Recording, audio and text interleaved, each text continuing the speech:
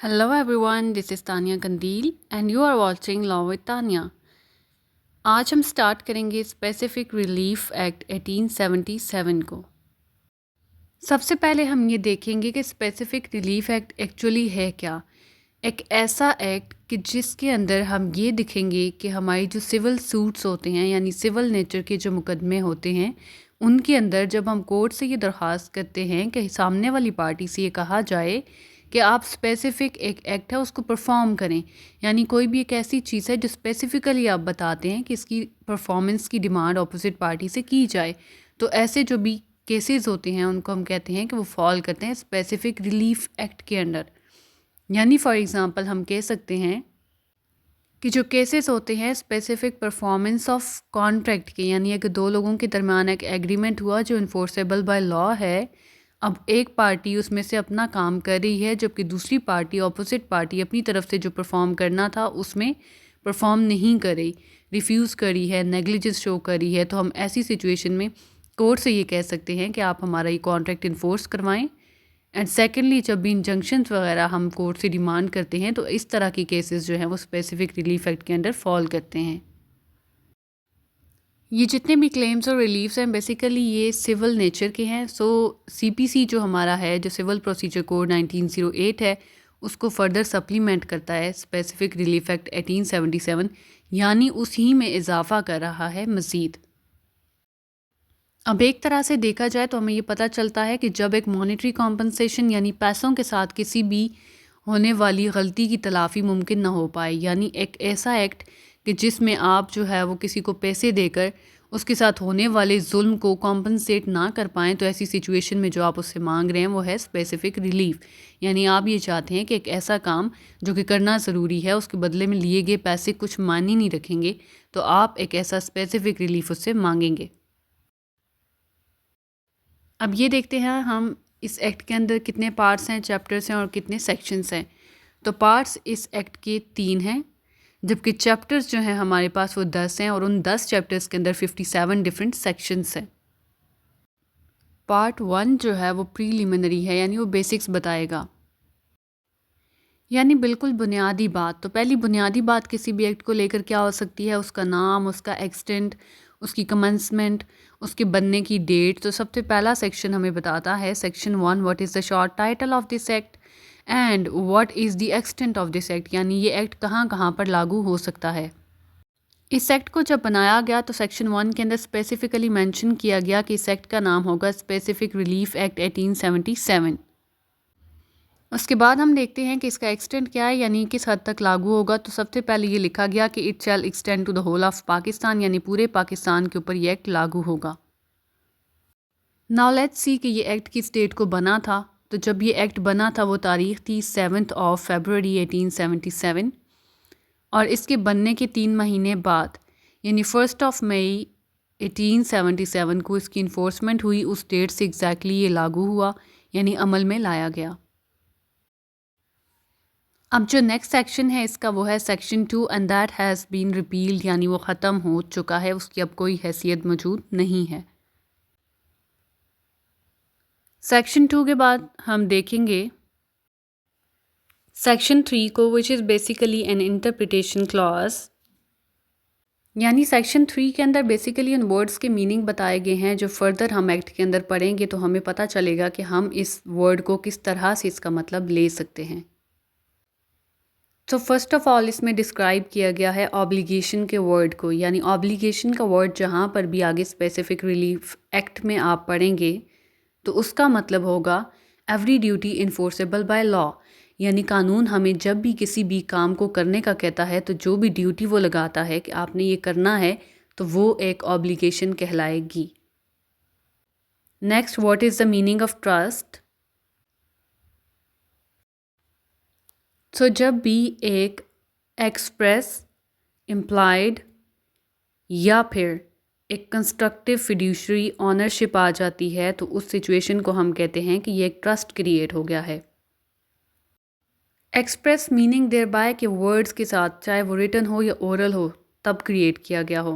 Employed means कि जब किसी सर्कमस्टांसेस से, सूरत हाल से देखकर अंदाज़ा लगा लें आप, तो वो एम्प्लॉय होता है कि किसी के पास ऑनरशिप है।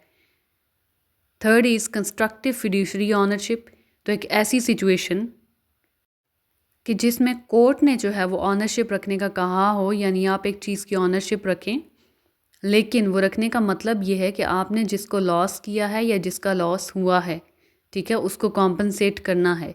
तो एक ऐसी सिचुएशन जिसके अंदर कोर्ट की तरफ से ऑनरशिप जो है वो दी जाए, but for the benefit of someone else, so that is constructive fiduciary ownership. अब हम इसी से आगे देखते हैं कि बेसिकली जब ट्रस्ट का रिलेशनशिप क्रिएट हो जाता है तो एक शख्स के जिसके पास वो राइट आता है, यानी जिसके पास वो benefit for the time being stay करता है, जिसके पास रखा जाता है, उसको हम ट्रस्टी कहेंगे।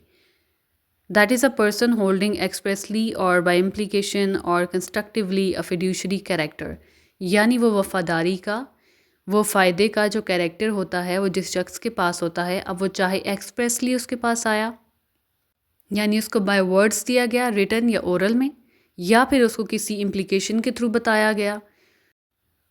सो ऐसे किसी भी तरीके से जब एक शख्स के पास कोई भी बेनिफिट रिटेन किया जाता है, छोड़ा जाता है for the time being, so that is trust, और उस शख्स को हम ट्रस्टी कहेंगे।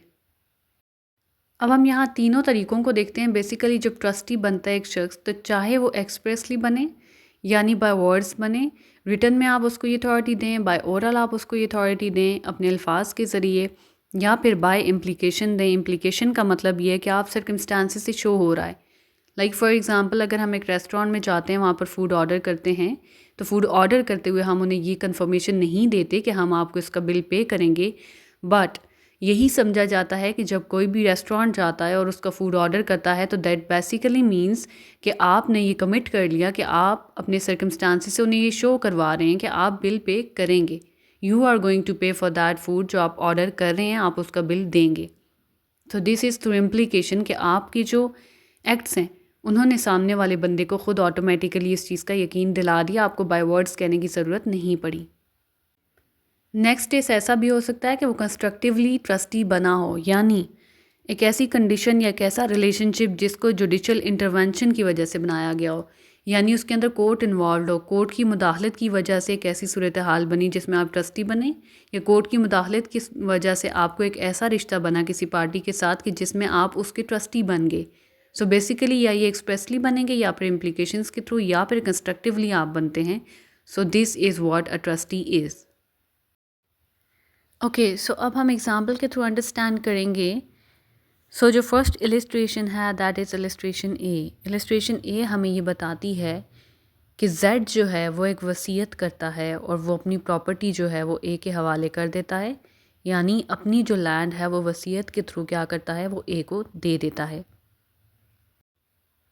अब जो उसने वसीयत की, इसके साथ एक चीज़ ये जुड़ी थी कि जेड को इस बात का यकीन था कि ए जो है वो बी को हर साल 1,000 रुपये देगा। 1,000 की सालाना रकम बी को हर साल वो दिया करेगा जब तक बी ज़िंदा है। यहाँ पर ए वो प्रॉपर्टी भी लेता है और उसके साथ साथ जिस चीज़ का यकीन जेड को है वो भी वो अंडरस्टैंड कर रहा है और इस चीज़ को तस्लीम कर रहा है कि वो हर साल 1,000 रुपये बी को दिया करेगा। सो इस एग्ज़ाम्पल से हमें ये पता चला कि ए जब यहाँ पर एक ट्रस्ट ले रहा है, ठीक है, तो वो एक ट्रस्टी है उस सालाना रकम को लेकर जो कि जेड ने डिसाइड किया कि वो बी को दी जाएगी। सो बेसिकली ट्रस्टी ये होता है, यानी जैसे ए ट्रस्टी है for the benefit of B, so this is called a relationship of trust. Example B देखेंगे हम। यहाँ पर दो पार्टीज़ हैं, party A and party B. Party A अगर लीगल एडवाइज़र है तो बी उसका क्लाइंट है, फ़र्ज़ करें। पार्टी ए अगर मेडिकल एडवाइज़र है तो अगेन बी उसका पेशेंट है। अगर हम कहते हैं कि पार्टी ए एक स्पिरिचुअल एडवाइज़र है जो कि बी को एडवाइस करता है तो फिर बी उसका क्लाइंट है। अब इनके दरमियान कोई भी एक रिलेशनशिप इन तीनों में से हो सकता है। तीनों सूरतों में होते हुए ए कोई ऐसा एडवांटेज हासिल करता है कि जो अगर ए ना होता, ए उस कैपेसिटी में काम ना कर रहा होता एज अ लीगल एडवाइज़र या एज अ मेडिकल एडवाइज़र या फिर स्पिरिचुअल एडवाइज़र के तौर पर, तो वो एडवांटेज डायरेक्टली बी को हासिल होना था। अब जब इस कैपेसिटी में काम कर रहा है बी के साथ, तो ए को कोई ऐसा फ़ायदा हासिल हो कि अगर ए ना होता तो वो फ़ायदा बी को हासिल होना था। लाइक कोई प्रॉपर्टी मिल रही है, कोई भी पैसे मिल रहे हैं मंथली, कोई भी चीज़। अगर वो डॉक्टर है तो उसको कोई और बेनिफिट हासिल हो रहा है क्लाइंट की जगह पर, वो उसके क्लाइंट को होना था, उसके पेशेंट को होना था। तो ऐसा कोई भी advantage for the time being अगर ए को हो रहा है तो ए ट्रस्टी है बी के लिए और उस एडवांटेज की हद तक। नेक्स्ट एग्जांपल हम देखते हैं, ये इलस्ट्रेशन सी है। इलस्ट्रेशन सी के अंदर अगेन हमारे पास दो पार्टीज़ हैं, party A and party B. यहाँ पर पार्टी ए जो है वो बैंकर है और पार्टी बी जो है उस बैंकर का कस्टमर है, उसका क्लाइंट है। अब बी का फ़र्ज़ करें कि एक क्लाइंट है तो उसका बैंक अकाउंट है ए के बैंक के अंदर। ए को कोई पर्सनल बेनिफिट गेन हो रहा है जिसकी वजह से ए जो है वो डिस्क्लोज़ कर रहा है, यानी बी की जो भी अकाउंट्स हैं, जो भी पैसे हैं, जो भी मामलात हैं उसके बैंक में, वो उन चीज़ों को किसी तीसरे बंदे को बताता है और उससे वो बेनिफिट हासिल करता है, उससे वो एडवांटेज गेन करता है। अब इस डिस्क्लोजर से, यानी ये राज बताने से, ये डिटेल्स बताने से ए को जो बेनिफिट होगा, डिटेल्स उसने बताई बी के बारे में, बी के अकाउंट्स के बारे में, बी के डाटा के बारे में। सो बेसिकली ए को यहाँ पर जो भी बेनिफिट हासिल हो रहा है ये चीज़ें डिस्क्लोज करके बी की वजह से, तो ए जो है for the time being for the benefit of B trustee कहलाएगा। अब आगे चलते हैं और नेक्स्ट एग्जाम्पल को देखते हैं, दैट इज़ इलस्ट्रेशन डी। यहाँ पर बेसिकली अगेन ये होगा कि हमारे पास हैं तीन पार्टीज़। फ़र्ज़ करें एक है पार्टी बी, पार्टी सी और एक है पार्टी ए। अब ये तीन पार्टीज़ हैं। पार्टी बी एंड पार्टी सी के दरमियान एक लीज़ एग्रीमेंट होगा, यानी दोनों लीज़ का मुआहदा करेंगे। और फ़र्ज़ करें कि अब बी को पैसों की ज़रूरत पड़ गई और बी चला गया ए के पास, और अब बी ने जाके ए से कहा कि तुम मुझे कुछ लोन दे दो, जिसके बदले में उसने अपनी प्रॉपर्टी जो है वो वहाँ पर मॉर्टगेज कर दी। ठीक है, प्रॉपर्टी के पेपर्स उसके पास रखवा दिए। अब ए ने बी को लोन दे दिया और वो प्रॉपर्टी मॉर्टगेज हो गई। अब इस सिचुएशन के अंदर अगर ए सी के साथ मिलकर जो लीज़ पहले हुई थी, अगर वो लीज़ ख़त्म हो गई और उसके ख़त्म होने के बाद अब उस लीज़ को उसी प्रॉपर्टी पर रिन्यू करवा लेता है ए, लेकिन फ़र्क सिर्फ इतना है कि ए ने अब वो अपने नाम पर रिन्यू करवाई। तो अगर ए ऐसा करता है तो अब जो भी बेनिफिट उसको उस लीज़ को अपने नाम पर रिन्यू करवाने से होगा वो इन प्लेस ऑफ बी होगा, यानी बी की जगह पर होगा, क्योंकि वो बी को होना था। So A is trustee within the meaning of this section for B, और जो प्रॉपर्टी है उसकी लीज़ की हद तक ये ट्रस्टी है ए। इस एग्जांपल से हमें ये अंडरस्टैंडिंग हुई कि ए यहाँ पर ट्रस्टी कहलाएगा बी के लिए, क्योंकि उसने अपने नाम पर लीज़ रिन्यू करवा ली थी सी के साथ। ये लीज़ उसने उस प्रॉपर्टी को लेकर रिन्यू करवाई जो कि बी के नाम पर रिन्यू होनी चाहिए थी। नेक्स्ट एग्जांपल को देखते हैं, दैट इज़ इलस्ट्रेशन ई। इस एग्जांपल से हमें ये पता चलता है कि यहाँ पर एक फ़र्म बनी। ठीक है, उस फर्म के कुछ पार्टनर्स थे जो कि ए बी सी और डी थे। ये चारों उसके पार्टनर्स थे जिन्होंने मिलकर एक फ़र्म बनाई। अब इसके अंदर ए को इस चीज़ के लिए पार्टनर को अपॉइंट किया गया कि उसने क्या करना है कि उसकी ड्यूटी ये है कि वो गुड्स परचेज़ करेगा, यानी वह सामान ख़रीदेगा मार्केट से। तो ये उसकी ड्यूटी है। अब ए अगर ये करता है कि एक टाइम पर जब वो मार्केट रेट कम होता है तो गुड्स ख़रीद लेता है और लेटर ऑन अपने ही पार्टनर्स को वो ही गुड्स अगेन हाई प्राइस पर दे देता है, जो कि मार्केट रेट जब हाई होता है तो वो बी सी और डी को वही गुड्स सेल कर देता है। ठीक है, और हायर रेट पर सेल करता है, ज़्यादा रेट पर सेल कर देता है। पहले उसने कम रेट पर ख़रीदी थी चीज़ें और अब वो ज़्यादा रेट पर अपने ही पार्टनर्स को बेच रहा है बग़ैर बताए कि मैं पहले इनको कम रेट पर ख़रीद चुका हूँ। सो अब जो पहले इसने जिस रेट पर ख़रीदी और अब जिस रेट पर बेच रहा है उसके दरमियान जो डिफरेंस है, यानी जितना प्रॉफिट हुआ है इसको, वो प्रॉफिट जो है उस प्रॉफिट को लेकर ए ट्रस्टी है बी की तरफ भी, सी के लिए भी और डी के लिए भी, यानी वो अपने ही पार्टनर्स के लिए ट्रस्टी कहलाएगा क्योंकि उसने एक बेनिफिट गेन किया जो कि बी सी और डी को भी मिलना चाहिए था। ओके, सो अब हम देखते हैं नेक्स्ट इलस्ट्रेशन को, that is illustration F. Okay, so अब इस एग्जांपल से आप अंडरस्टैंड करेंगे कि लेट्स से हमारे पास तीन लोग हैं, बी, ए एंड सी। ये तीन पार्टीज़ हैं। B is the owner of the company, B company का ऑनर है। A is the manager, A उस कंपनी के अंदर मैनेजर है। और सी जो है वो सेलर है इंडिगो का, यानी वो इंडिगो को बेचता है। ठीक है, ये तीन लोगों के ये काम हैं। अब ए मैनेजर होने के साथ साथ सी के साथ एजेंट बन जाता है, और सी का एजेंट भी है वो एक टाइम पर, और बी का जो है वो मैनेजर भी है उसकी कंपनी या उसकी फैक्ट्री के अंदर।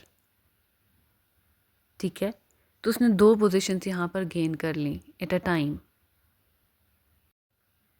वो सी का मैनेजर इसलिए बनता है कि मैं तुम्हारा इंडिगो ख़रीदूँगा और बी कंपनी की तरफ ख़रीदूँगा, यानी बी को आगे से वो यूज़ करवाऊँगा, तो दोनों तरफ से वो अपना बेनिफिट लेना चाह रहा है। ठीक है, अब जो सी के साथ उसने एम्प्लॉयमेंट ली है ना, कि जो वो उसका एजेंट बना है, बेसिकली इसमें उसने अपना कमीशन रखा कि मैं जब आपसे इंडिगो लेके बी कंपनी को दूंगा तो मैं आपसे परचेज़ कर रहा हूँ, तो you will give me the benefit और आप मुझे इस पर कमीशन देंगे ऑन ईच परचेज़।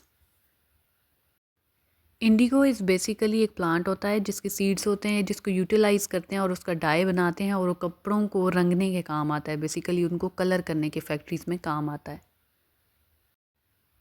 अब यहाँ पर ए जो भी बेनिफिट हासिल करेगा सी से, वो इंडिगो बी को बेचकर, वो उस कंपनी को बेचकर जो बेनिफिट ए को हासिल होगा सी से एज एन एजेंट, वो बेनिफिट जो है वो बी का था। ठीक है, तो ए जो है वो एक तरह से ट्रस्टी है यहाँ पर बी के लिए, क्योंकि यहाँ पर ए जब सी का एजेंट बना कि मैं तुमसे इंडिगो ख़रीदूँगा, तो बी की इसमें मर्ज़ी शामिल नहीं थी, और बी की कॉन्सेंट के बगैर ए यहाँ पर सी का एजेंट बनता है और उससे बेनिफिट हासिल करता है।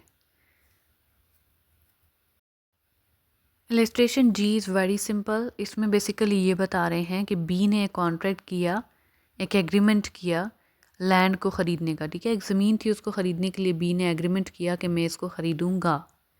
अब यहाँ पर एट द सेम टाइम जो है वो ए आ जाता है और ए वही ज़मीन ख़रीद लेता है। ठीक है, वो उसको बाय कर लेता है उसी थर्ड पार्टी से जिसके साथ बी ने कॉन्ट्रैक्ट कर रखा था। अब यहाँ पर जब इसने बाय किया तो ए को ऑलरेडी उस टाइम पर पता था, उसके पास इस चीज़ का नोटिस था कि बी जो है उसने कॉन्ट्रैक्ट या एग्रीमेंट कर रखा है उसी ज़मीन को ख़रीदने का। सो जो बेनिफिट यहाँ पर ए को हासिल हो रहा है, ठीक है, जो वो बाय कर रहा है, this is on the behalf of B, यानी यहाँ पर ए जो है वो बी का ट्रस्टी कहलाएगा for the sake of that benefit which he is receiving. ठीक है, so A is the trustee within the meaning of this illustration.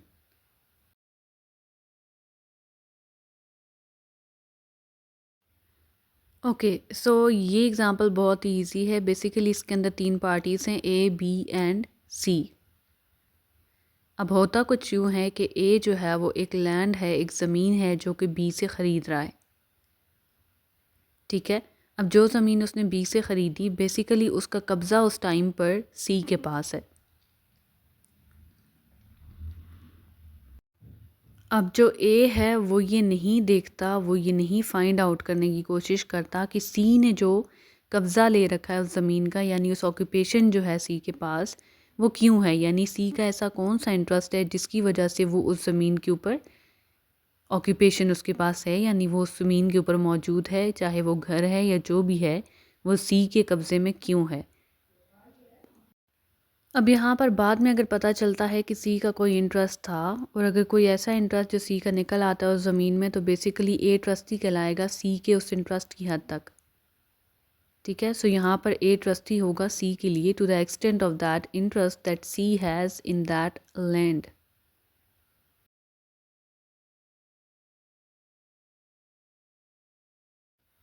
अब हम देखते हैं कि सेटलमेंट से क्या मुराद है, यानी सेटलमेंट का वर्ड हमें क्या बताता है। एक ऐसा इंस्ट्रूमेंट, ठीक है, through which successive interest in the property is disposed of, यानी जब एक ऐसा इंस्ट्रूमेंट बनाया जाता है, यानी ऐसा मुआहदा बनाया जाता है, या ऐसा कोई भी आप कह लें कि लीगल डॉक्यूमेंट बनता है कि जिसके अंदर बेसिक पर्पस क्या होता है कि कोई भी इंटरेस्ट जो है वो उसको वेव कर दिया जाता है, यानी हम फ़ायदे से दस्तबरदार हो रहे हैं, हम उस बेनिफिट से दस्तबरदार हो रहे हैं, तो वो जो इंस्ट्रूमेंट होगा, ठीक है, वो जो डॉक्यूमेंट होगा, एक ऐसा लीगल डॉक्यूमेंट, वो सेटलमेंट कहलाएगा। प्रॉपर्टी कोई भी हो सकती है, ये मूवेबल के लिए भी बन सकता है, इमूवेबल प्रॉपर्टी के लिए भी बन सकता है सेटलमेंट एग्रीमेंट। अब आप सक्सेसिव इंटरेस्ट को देखें तो सक्सेसिव इंटरेस्ट वो होता है कि जब एक से ज़्यादा लोगों का किसी भी चीज़ के अंदर बेनिफिट हो या इंटरेस्ट हो, लेकिन वो एक ही टाइम पर नहीं होगा, ठीक है, एक के बाद दूसरा, दूसरे के बाद किसी तीसरे शख्स का जब ऐसा कोई इंटरेस्ट होता है, जैसे कि हम कहते हैं किसी भी प्रॉपर्टी में, जैसे वसीयत से एक प्रॉपर्टी एक शख्स से दूसरे को, दूसरे से तीसरे को ट्रांसफ़र होनी होती है, तो this is a successive interest.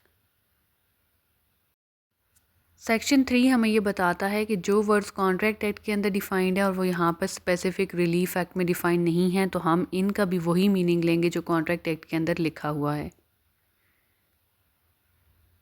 So this was all about specific relief act for today. कल की वीडियो में हम सेक्शन 3 के बाद सेक्शन 4 से ऑनवर्ड स्टार्ट करेंगे और हम उसके आइडियाज़ को, उसके कॉन्सेप्ट्स को ग्रैब करेंगे।